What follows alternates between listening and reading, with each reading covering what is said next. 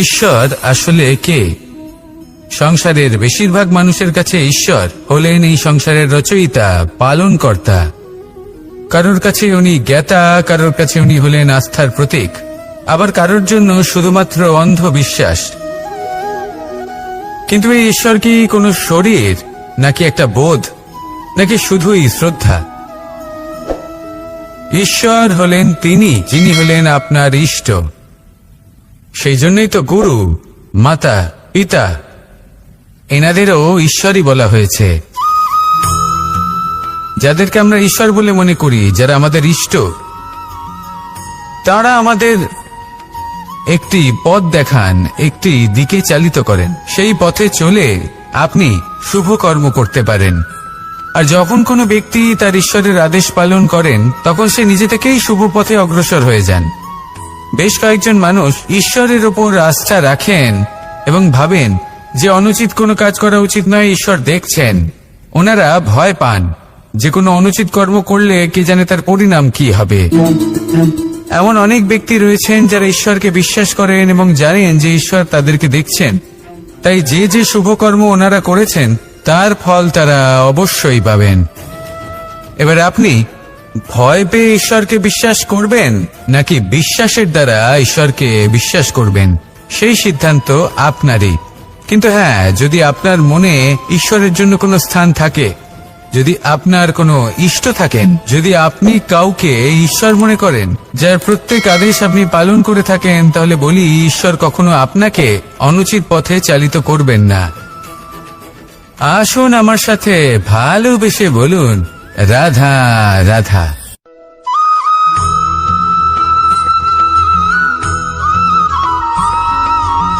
আমি রথে যাত্রা করি, তাতে বারবার পথে থামি আর দেখি যে আমি অনুচিত দিকে যাচ্ছি না তো, আমি উচিত পথেই যাচ্ছি তো। কারণটা কি? কারণ হলো যাতে আমি পথভ্রষ্ট না হয়ে যাই। জীবনযাত্রাতেও এটাই প্রয়োজন। জীবনযাত্রায় ভোগবিলাসের পথে হারিয়ে যাওয়া খুব সহজ। বারবার থেমে আপনাকে দেখতে হবে, নিজেকে কিছু প্রশ্ন করতে হবে। আমি কি আজ সেই কর্মই করছি যেটা আমি করতে চেয়েছিলাম? আমি কি আজ সেই জীবন যাপন করছি যেমন আমি যাপন করতে চেয়েছিলাম? যদি এই প্রশ্নগুলোর উত্তর হ্যাঁ হয়, তাহলে এগোতে থাকুন, নয়তো থেমে যান এবং বিচরণ করুন। মনে রাখবেন, এই সংসার অত্যন্ত জটিল আর এতে হারিয়ে যাওয়া অত্যন্ত সরল। সেই জন্য নিজে থেকে বারবার থামা এবং জীবন চিন্তন করা অত্যন্ত আবশ্যক।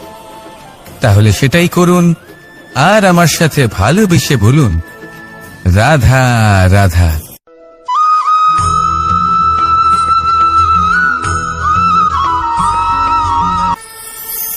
কথায় আছে যে স্বপ্ন এবং লক্ষ্য হলো একটি মুদ্রারই দুটি দিক।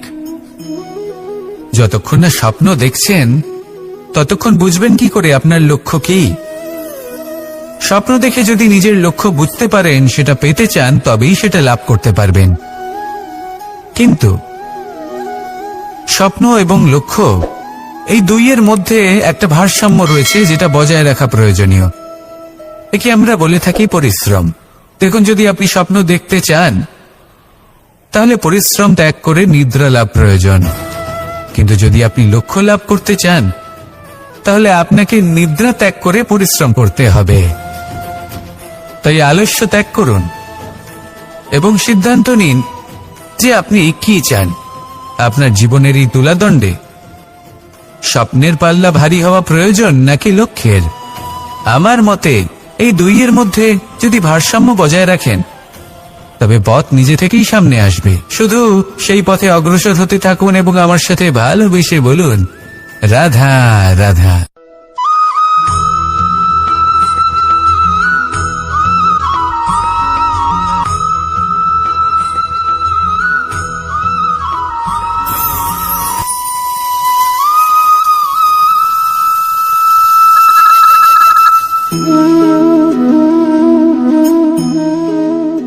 মোহনের বাঁশির এই সুর, এই সঙ্গীত কার না পছন্দ হয়?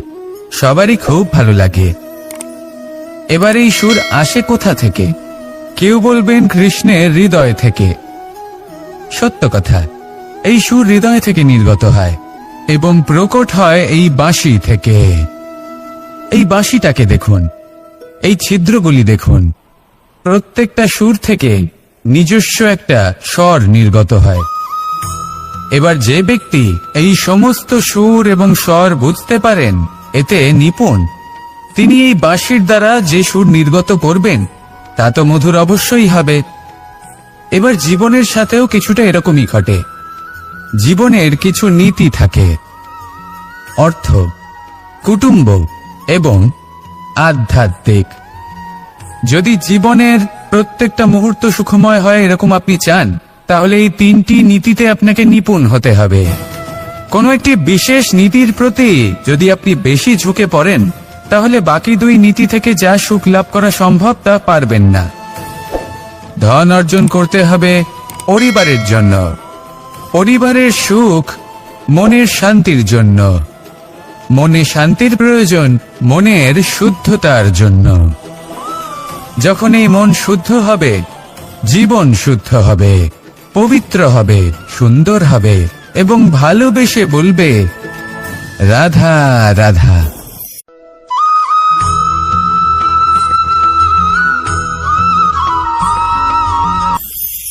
আপনারা সবাই একটা গাছের পাতাকে দেখুন।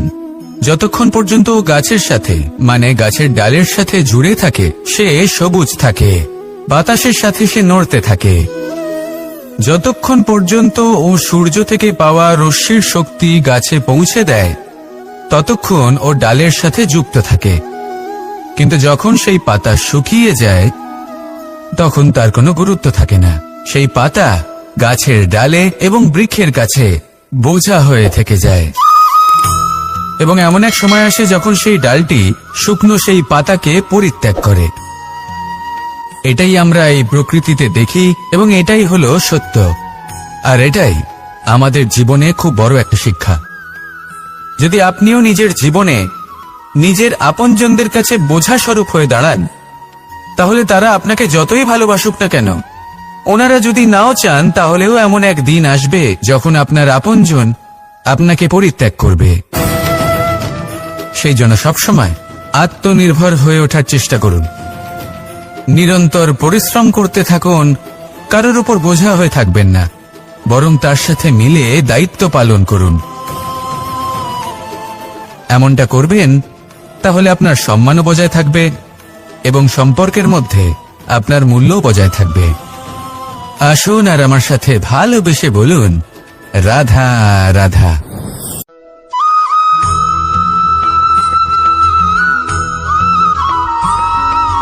এই শুকনো পাতাটিকে দেখুন, নিষ্প্রাণ হয়ে পড়েছে। কোনো একটা সময় এই পাতাটি একটা গাছের ডালে ছিল। সেই গাছ ওর লালন পালন করত। যখন যখন বাতাস বইত, এই পাতায় কম্পন দেখা দিত, মনকে প্রফুল্ল করে তুলত। কোনো একদিন এই পাতা গাছের ডাল থেকে ঝরে পড়ে গেল। নিঃসন্দেহে ও নিজের স্বাধীনতা পেল, কিন্তু আস্তে আস্তে শুকিয়ে গেল, নিষ্প্রাণ হয়ে গেল। দেখুন, আমি এই কথা বলছি না যে স্বাধীনতা অনুচিত, কখনোই না। কিন্তু যে কোনো পরিস্থিতিতে স্বাধীন হতে চাওয়া, এটা নিশ্চিতরূপে অনুচিত। আমরা যদি আমাদের জীবনে পরিবারের গুরুত্ব ভেবে দেখি, তাহলে এই পরিবারে যতই মতভেদ থাকুক না কেন, যতই মনোমালিন্য থাকুক না কেন, যতই বিবাদ থাকুক না কেন, এই সব মিটিয়ে নেওয়া অত্যন্ত প্রয়োজনীয়। সেই সবকিছু সমাপ্ত করা অত্যন্ত প্রয়োজনীয়। কখনো এই পরিবারকে ভাঙতে দেবেন না, কখনো এই পরিবার থেকে দূরে চলে যাবেন না। এই পরিবার হলো আমাদের জীবনের একটা অমূল্য সম্পদ, অমূল্য এক আশ্রয়, যা এই সংসারে হয়তো কোথাও আপনি পাবেন না। তাই একে আগলে রাখুন। ভেবে নিন আপনি পাতা আর আপনার পরিবার সেই গাছ। আসুন আমার সাথে ভালোবেসে বলুন রাধা রাধা।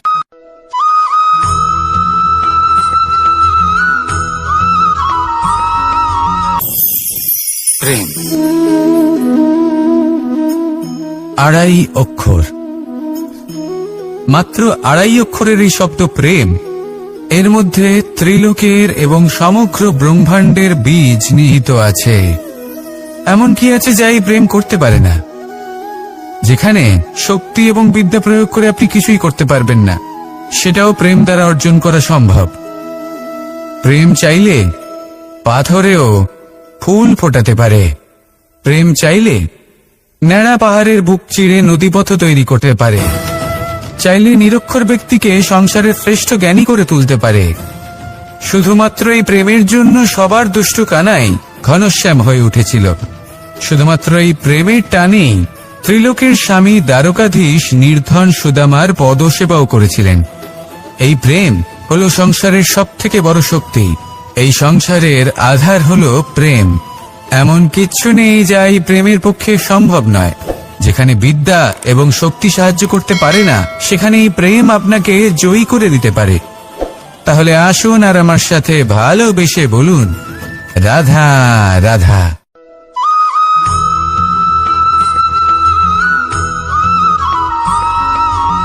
দীপাবলি আমাদের সবথেকে বড় উৎসব। শ্রীরাম রাবণকে পরাস্ত করে 14 বছরের বনবাস কাটিয়ে আবার অযোধ্যায় ফিরে এলেন অমাবস্যার রাত্রে। অযোধ্যায় সবাই খুব প্রসন্ন ছিলেন, খুবই উৎসাহিত ছিলেন। অযোধ্যায় সহস্র প্রদীপ প্রজ্বলিত করা হয়েছিল এই উৎসবে। একে আমরা দীপাবলি বলে থাকি। এবার এই বিষয়ে আমরা সকলে জানি। আপনি কি এটা জানেন যে শ্রীরাম বাস্তবে অমাবস্যার 1 রাত আগেই অযোধ্যায় পৌঁছে গেছিলেন? সবার সামনে অমাবস্যার রাতে এসেছিলেন। এর কারণ কি? শ্রীরাম প্রমাণ করতে চেয়েছিলেন যে যে কোনো সময়, দিন হোক বা রাত, শুভ বা অশুভ হয় না। শুভ অশুভ কিছু থাকলে তা হলো মানুষের চিন্তা, তার ভাবনা, তার নির্বাচন আর তার কর্ম। নিজেই দেখে নিন। শ্রীরাম অর্থে দীপাবলি বলা যেতে পারে। তাহলে নিজের পরিবারের সাথে দীপাবলি পালন করুন। আপনাদের শুভেচ্ছা জানাই। আসুন আর আমার সাথে ভালোবেসে বলুন, রাধা রাধা।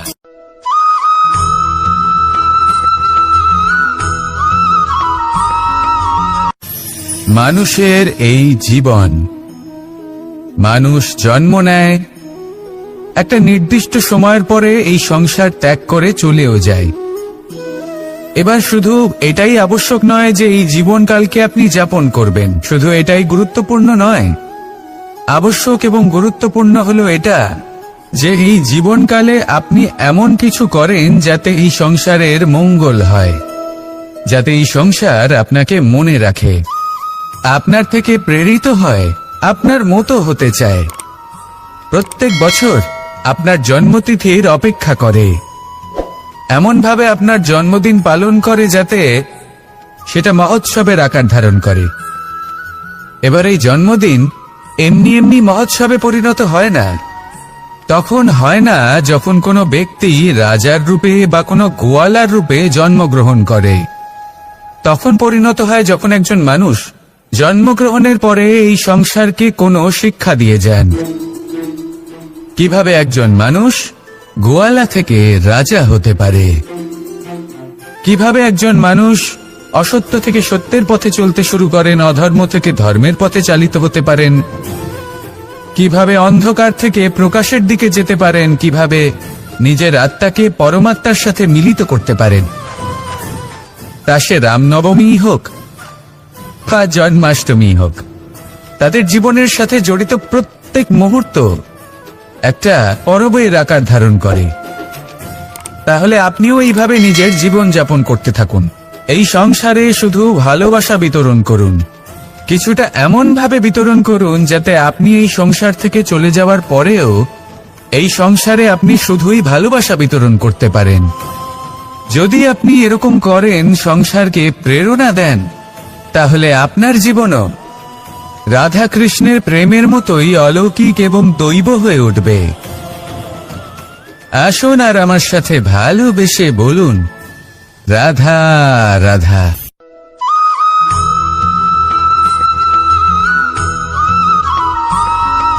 ভোজন। এই সংসারে যেই হোক না কেন, কোনো মানুষ হোক, কোনো প্রাণী হোক, কোনো কীট হোক বা কোনো বনস্পতি হোক, প্রত্যেকের জন্য ভোজন অতি আবশ্যক। কারণ ভোজন থেকেই শক্তি পাওয়া যায়, আর সেই শক্তি দিয়েই সংসারের, আমাদের জীবনের সমস্ত কার্য করা যায়। এবার এমন এক ধরনের শক্তি হয় যা শীতের ঋতুতে সূর্য থেকে আমরা পেয়ে থাকি, আর আরেক ধরনের উত্তাপ হয় যা দিয়ে ভোজন রান্না করা হয়, সুস্বাদু নানান ধরনের ভোজন। এবার অত্যন্ত গুরুত্বপূর্ণ হলো যে ব্যক্তি সেই ভোজন বানাচ্ছেন তার মানসিক পরিস্থিতি এবং সেই ব্যক্তি যিনি ভোজন গ্রহণ করছেন তার মানসিক অবস্থা। যখনই আপনি ভোজন বানাচ্ছেন তখন ভালোবাসার সাথে কাজটা করুন, ধন্যাত্মক ভাব নিয়ে, সৎ ভাবনার সাথে। কারণ আপনার এই মানসিক স্থিতি শক্তির আকারে সেই খাদ্যের সাথে মিলে মিশে যায়। আর যখনই আপনি ভোজন গ্রহণ করছেন তখন সদ্ভাবনার সাথে, প্রসন্নতার সাথে গ্রহণ করুন, ধন্যাত্মক ভাব নিয়ে। যদি আপনি প্রসন্নতার সাথে রান্না করেন, প্রসন্নতার সাথে খাদ্য গ্রহণ করেন, তাহলে আপনি প্রসন্নই থাকবেন, আর মন সুপ্রসন্ন হয়েই বলবে রাধা রাধা।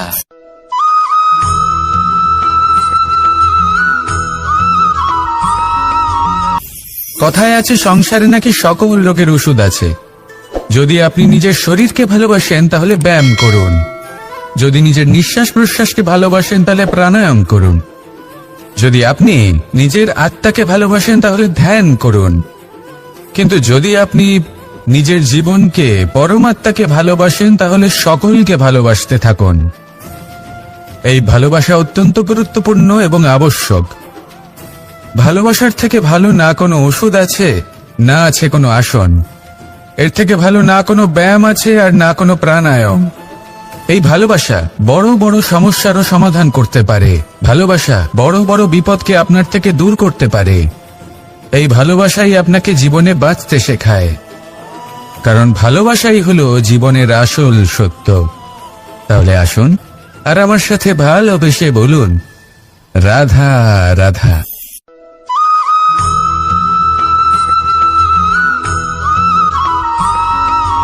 আমি মনুষ্যরূপে জন্ম নিয়েছি এবং সমস্ত কর্ম এই রূপেই করেছি, কিন্তু আশ্চর্যের বিষয় হলো যে আজও মানুষ আসেন এবং হাত জোড় করে প্রার্থনা করেন যেন আমি ওনাদের সহায়তা করি। আপনাদের একটা কথা বলতে চাই, আমি সকলকে সাহায্য করতে পারবো না, কিন্তু আমি শিক্ষা অবশ্যই দিতে পারবো, জ্ঞান প্রদান করতে পারবো, এমন কিছু জ্ঞান যার ভিত্তিতে মানুষ যা চাইবেন তাই লাভ করতে পারবেন যদি সঠিক কর্ম করতে থাকেন। যখন কংসের অসুররা, আপনি অবশ্যই লাভ করবেন, আর এই মন সুপ্রসন্ন হয়ে বলবে রাধা রাধা।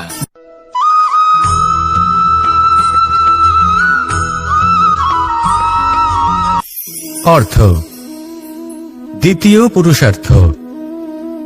এই অর্থ বলতে বেশিরভাগ মানুষই ধন মনে করেন, কিন্তু যদি অর্থের তাৎপর্য শুধুমাত্র ধন হয় তাহলে তা কিন্তু অত্যন্ত অনর্থকারী। তাহলে অর্থের অর্থ কি? অর্থ সেটাই যা আমাদের জীবনের জন্য প্রয়োজনীয়, যা আমাদের সুখ দান করে, শান্তি প্রদান করে, কারণ সেটাই সবথেকে মূল্যবান। মাতা পিতা, বন্ধু, আত্মীয় স্বজন, গুণ, পুণ্য, জ্ঞান, এই সব কিছু মিলে অর্থ তৈরি হয়। আর সঠিকভাবে বলতে গেলে এটাই কিন্তু জীবনের আসল অর্থ। তাহলে আসুন আমার সাথে ভালোবেসে বলুন রাধা রাধা।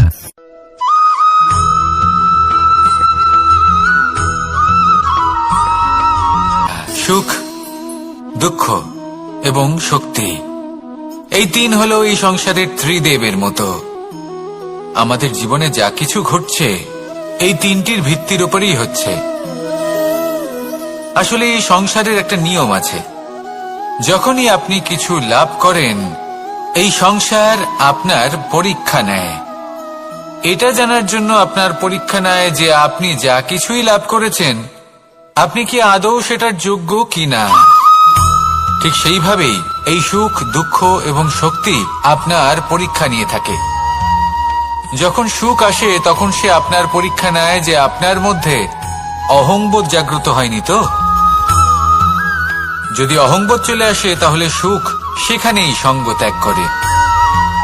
দুঃখ আপনার ধৈর্যের পরীক্ষা নিতে থাকে, আর যদি আপনার মধ্যে ধৈর্য না থাকে তাহলে এটা আপনাকে আরো বেশি দুঃখের গভীর অন্ধকারে ঠেলে দেবে। সেখানে শক্তি পরীক্ষা নেয় আপনার বিনম্রতার। যদি আপনি বিনম্র না হন তাহলে হয় এই শক্তি আপনার সঙ্গ ত্যাগ করবে, নয় এই শক্তি বিনম্রতার অভাবে আপনার পতনের কারণ হতে পারে। এই সংসারে যে কোনো ব্যক্তি যিনি এই পরীক্ষায় উত্তীর্ণ হয়ে থাকেন, এই জীবনে তিনি সাফল্য লাভ করেন। আসুন আমার সাথে ভালোবেসে বলুন, রাধা রাধা।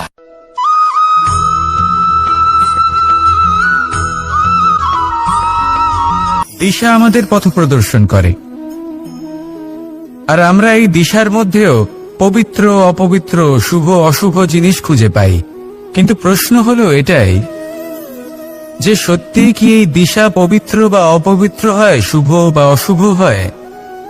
সত্যি কথা বলতে দিশা শুধুই একটা দিক মাত্র, কিন্তু সেই দিকে যে ব্যক্তি থাকেন তার কর্ম হয় শুভ হয় নয় অশুভ হয়। যেমন ধরুন সূর্য, যাকে ছাড়া আমাদের জীবন চলতে পারে না, উনি উদিত হন পূর্ব দিক থেকে, এবং এই কারণে সূর্য মহান নন বা পবিত্র নন যে উনি পূর্ব দিক থেকে উদিত হন। উনি এই কারণে মহান কারণ উনি আমাদের সকলকে প্রকাশ প্রদান করেন, এবং পূর্ব দিক এই কারণে মহান কারণ সেদিক থেকে সূর্যোদয় হয়। এবার সূর্যাস্ত হয়ে থাকে পশ্চিম দিক থেকে, আর তাই বেশিরভাগ মানুষ পশ্চিমকে অশুভ মনে করেন, অপবিত্র মনে করেন। সেখানেই যদি আমি উত্তর এবং দক্ষিণের কথা বলি তাহলেও সেই একই ব্যাপার। উত্তর দিকে যদি আমরা কখনো যাত্রা করতে চাই তাহলে আমরা নিঃসংকোচে কোনো ভাবনা চিন্তা ছাড়াই যাত্রা করতে পারি। সেখানেই দক্ষিণ দিকে যদি আমরা যাত্রা করতে চাই তাহলে আমরা শুভ মুহূর্ত খুঁজি। কারণটা কি?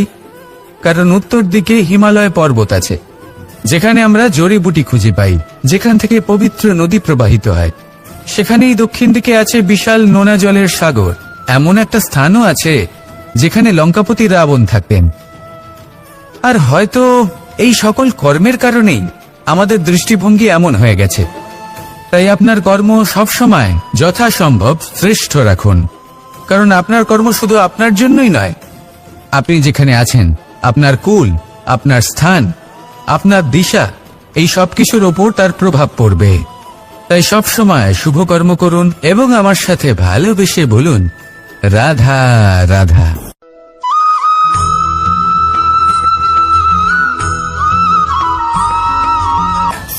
একবার একটা শেয়াল বনে বিচরণ করছিল।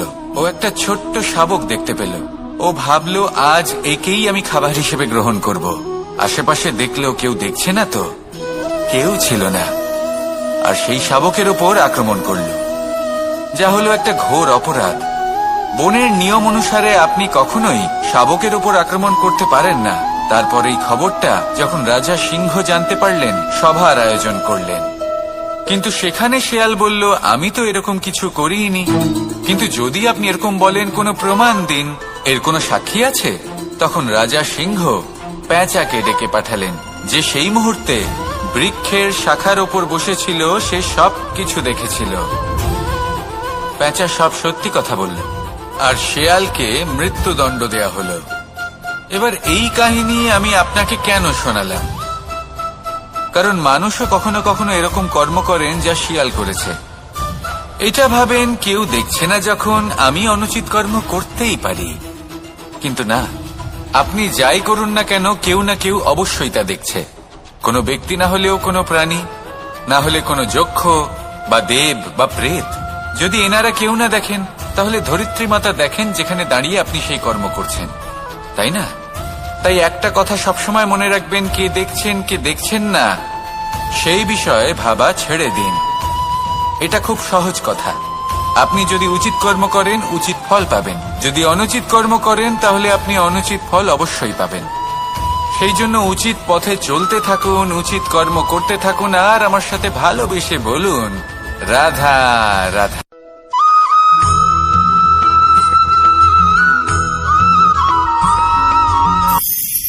ঈশ্বর আসলে কে? সংসারের বেশিরভাগ মানুষের কাছে ঈশ্বর হলেন এই সংসারের রচয়িতা, পালনকর্তা। কারোর কাছে উনি জ্ঞাতা, কারোর কাছে উনি হলেন আস্থার প্রতীক, আবার কারোর জন্য শুধুমাত্র অন্ধবিশ্বাস। কিন্তু এই ঈশ্বর কি কোনো শরীর, নাকি একটা বোধ, নাকি শুধুই শ্রদ্ধা? ঈশ্বর হলেন তিনি যিনি হলেন আপনার ইষ্ট। সেই জন্যই তো গুরু, মাতা, পিতা এনাদেরও ঈশ্বরই বলা হয়েছে। যাদেরকে আমরা ঈশ্বর বলে মনে করি, যারা আমাদের ইষ্ট, তারা আমাদের একটি পথ দেখান, একটি দিকে চালিত করেন। সেই পথে চলে আপনি শুভ কর্ম করতে পারেন। আর যখন কোনো ব্যক্তি তার ঈশ্বরের আদেশ পালন করেন, তখন সে নিজে থেকেই শুভ পথে অগ্রসর হয়ে যান। বেশ কয়েকজন মানুষ ঈশ্বরের উপর আস্থা রাখেন এবং ভাবেন যে অনুচিত কোনো কাজ করা উচিত নয়, ঈশ্বর দেখছেন। ওনারা ভয় পান যে কোনো অনুচিত কর্ম করলে কে জানে তার পরিণাম কি হবে। এমন অনেক ব্যক্তি রয়েছেন যারা ঈশ্বরকে বিশ্বাস করেন এবং জানেন যে ঈশ্বর তাদেরকে দেখছেন, তাই যে যে শুভকর্ম ওনারা করেছেন তার ফল তারা অবশ্যই পাবেন। এবার আপনি ভয় পেয়ে ঈশ্বরকে বিশ্বাস করবেন, নাকি বিশ্বাসের দ্বারা ঈশ্বরকে বিশ্বাস করবেন, সেই সিদ্ধান্ত আপনারই। কিন্তু হ্যাঁ, যদি আপনার মনে ঈশ্বরের জন্য কোনো স্থান থাকে, যদি আপনার কোনো ইষ্ট থাকেন, যদি আপনি কাউকে ঈশ্বর মনে করেন, যার প্রত্যেক আদেশ আপনি পালন করে থাকেন, তাহলে বলি ঈশ্বর কখনো আপনাকে অনুচিত পথে চালিত করবেন না। আসুন আমার সাথে ভালোবেসে বলুন রাধা রাধা।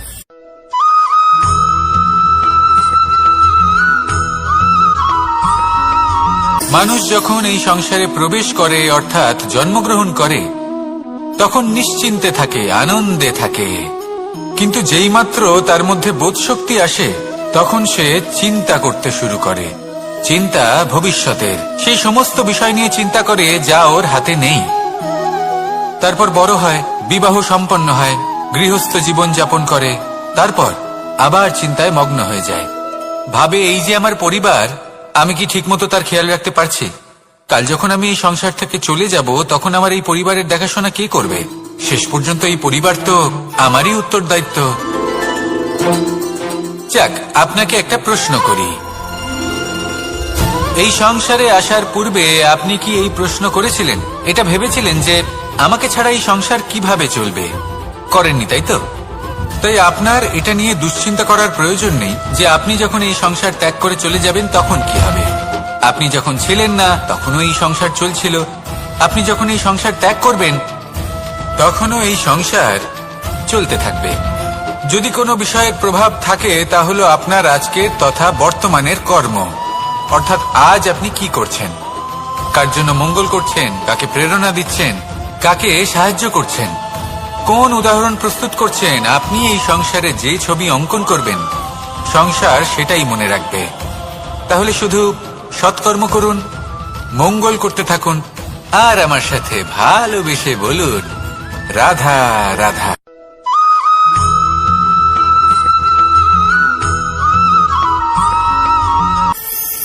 কথায় আছে যে স্বপ্ন এবং লক্ষ্য হলো একটি মুদ্রারই দুটি দিক। যতক্ষণ না স্বপ্ন দেখছেন, ততক্ষণ বুঝবেন কি করে আপনার লক্ষ্য কি? স্বপ্ন দেখে যদি নিজের লক্ষ্য বুঝতে পারেন, সেটা পেতে চান, তবেই সেটা লাভ করতে পারবেন। কিন্তু স্বপ্ন এবং লক্ষ্য এই দুইয়ের মধ্যে একটা ভারসাম্য রয়েছে, যেটা বজায় রাখা প্রয়োজনীয়। একে আমরা বলে থাকি পরিশ্রম। দেখুন, যদি আপনি স্বপ্ন দেখতে চান, তাহলে পরিশ্রম ত্যাগ করে নিদ্রা লাভ প্রয়োজন। কিন্তু যদি আপনি লক্ষ্য লাভ করতে চান, তাহলে আপনাকে নিদ্রা ত্যাগ করে পরিশ্রম করতে হবে। তাই আলস্য ত্যাগ করুন এবং সিদ্ধান্ত নিন যে আপনি কি চান। আপনার জীবনের এই তুলাদণ্ডে স্বপ্নের পাল্লা ভারী হওয়া প্রয়োজন নাকি লক্ষ্যের? আমার মতে এই দুইয়ের মধ্যে যদি ভারসাম্য বজায় রাখেন, তবে পথ নিজে থেকেই সামনে আসবে। শুধু সেই পথে অগ্রসর হতে থাকুন এবং আমার সাথে ভালোবেসে বলুন, রাধা রাধা।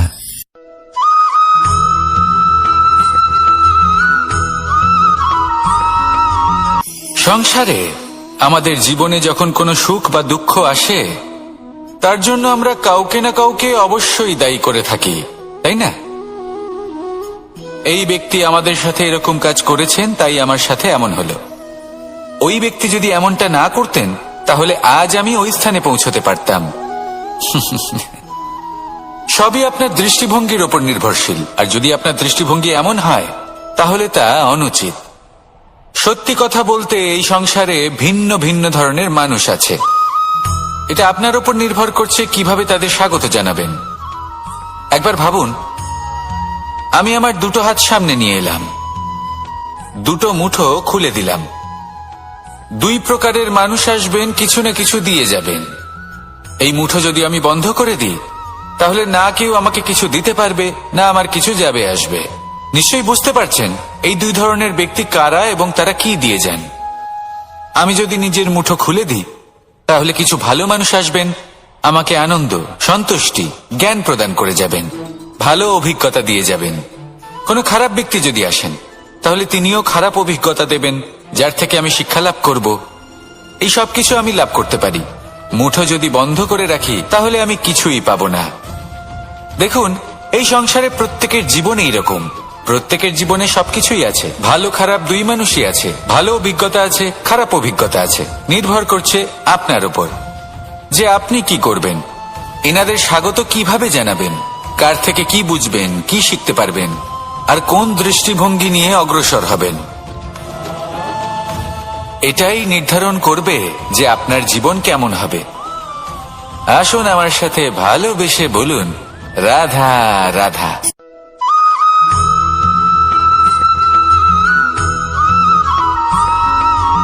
আমরা যখনই কোনো যাত্রায় যাব বলে মনে করি, তখনই আমরা প্রস্তুত থাকি আসন্ন বিপদের জন্য বা সংকটের জন্য।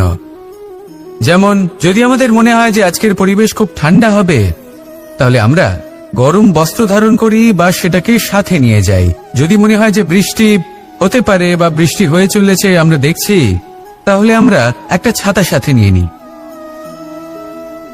আমরা প্রস্তুত থাকতে চাই এবং এটাই উচিত, এবং সেই কারণেই আমরা যাত্রায় সাফল্য লাভ করি। কিন্তু যদি আমরা কথা বলি জীবনযাত্রা নিয়ে, যা কিনা সব থেকে বেশি গুরুত্বপূর্ণ, তাহলে তার জন্য আমরা পূর্ণরূপে প্রস্তুত থাকি না। আশেপাশের মানুষ, এই সমাজ, আমাদের সাথী, আমাদের মিত্ররা যে কোনো মুহূর্তে বদলে যেতে পারেন। সেই জন্য আমরা নিজেদেরকে কখনো সাবধান করি না, কখনোই নিজেদের প্রস্তুত করি না।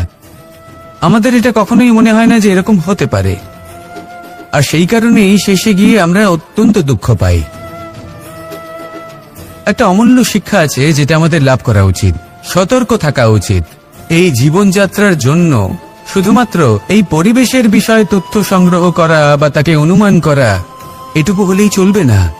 আমাদের আশেপাশের মানুষজনকে দেখতে হবে, তাদের স্বভাব পরিস্থিতির ওপর নজর রাখতে হবে। যখন তারা রং পাল্টাচ্ছেন, নজর রাখতে হবে, তা অত্যন্ত আবশ্যক। পরিবর্তন আপনার জীবনে অবশ্যম্ভাবী। সঠিকভাবে তার সম্মুখীন হন। আসুন আমার সাথে ভালোবেসে বলুন, রাধা রাধা।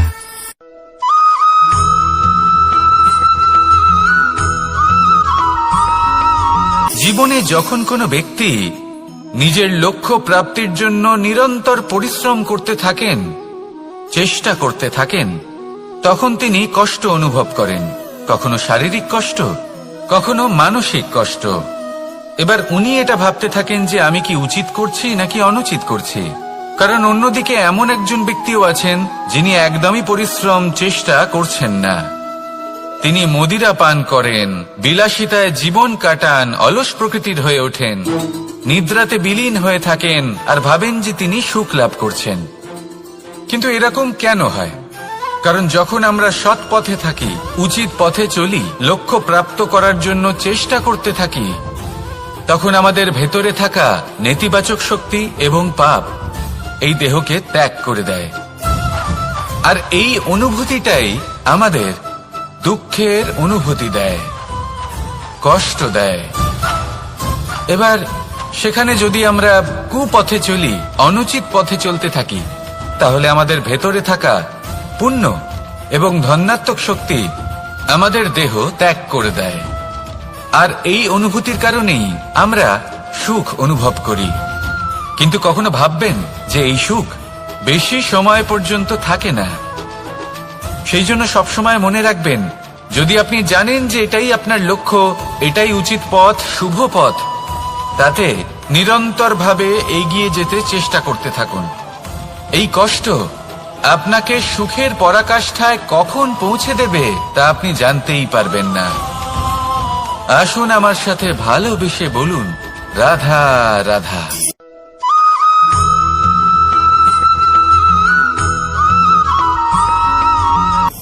আমি রথে যাত্রা করি, তাতে বারবার পথে থামি আর দেখি যে আমি অনুচিত দিকে যাচ্ছি না তো, আমি উচিত পথেই যাচ্ছি তো।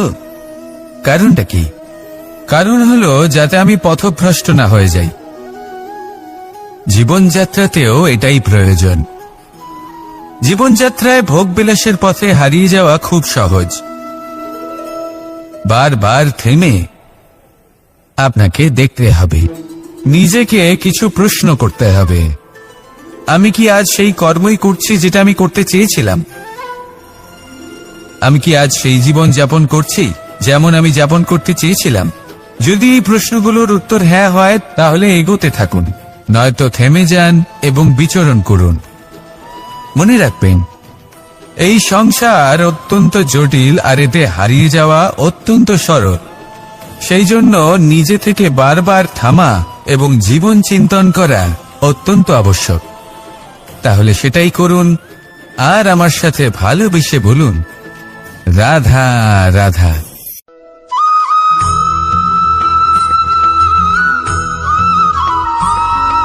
প্রত্যেক মানুষ নিজের জীবনে হীরক তথা হিরে এবং দর্পণ এই দুই দেখেছেন। এই দুই হলো সাদা এবং এরা দুজনেই আলোর প্রতিফলন ঘটায় এবং এরা দুজনেই উজ্জ্বল হয়ে ওঠে। আপনি হয়তো মনে মনে ভাবছেন যে এটা কি ধরনের তুলনা করছি। একটা হিরে তো রত্ন, তার মূল্য দর্পণের থেকে অনেক গুণ বেশি। কিন্তু হিরে থাকাতে দর্পণের মূল্য কিন্তু কোনো অংশে কমে যায় না, তাই না? মানুষ যখন হিরে নিজের হাতে নেয় তখন সবার আগে কি খোঁজে? দর্পণ, যাতে তার মধ্যে দিয়ে দেখে সে বুঝতে পারে যে সেই হিরে আদৌ তার শোভাবর্ধন করছে কিনা, তাকে ভালো দেখাচ্ছে কিনা, প্রসাধনের জন্য সেটা ব্যবহার করা ঠিক হবে কিনা। অর্থাৎ হীরের উপস্থিতিতে দর্পণের গুরুত্ব কম হলো না, দর্পণের কারণে হীরের মূল্য বোঝা গেল। আমাদের জীবনেও ঠিক এরকমই ঘটে। আপনারা যদি সংসারে নিজের আশেপাশে দেখেন, এমন অনেক মানুষ দেখতে পাবেন যারা নিজেদের ক্ষেত্রে মহান স্থানে পৌঁছেছেন, নিপুণ এবং শ্রেষ্ঠ হয়েছেন। আর তাদের মধ্যে আপনার নিজের মনে হয় যেন আপনি হলেন দর্পণ। নিজেকে ছোট মনে করবেন না। আপনার মূল্য কম হচ্ছে না, আপনার নিজস্ব মূল্য আছে। আর যদি আপনার অস্তিত্ব না থাকে, তাহলে ওনাদের অস্তিত্বের মূল্য সংসার বুঝতেই পারবে না। জীবনে সবসময় চেষ্টা করবেন যাতে আপনি আরো বেশি শ্রেষ্ঠ হয়ে উঠতে পারেন। আপনি নিজে যে স্থানে আছেন সেটাকে ছোট মনে করবেন না, তারও নিজস্ব একটা মূল্য আছে। যদি আপনি হিরে হয়ে থাকেন তাহলে অহংকার করবেন না, যদি আপনি দর্পণ হয়ে থাকেন তাহলে নিজেকে ছোট মনে করবেন না। আসুন আর আমার সাথে ভালোবেসে বলুন, রাধা রাধা।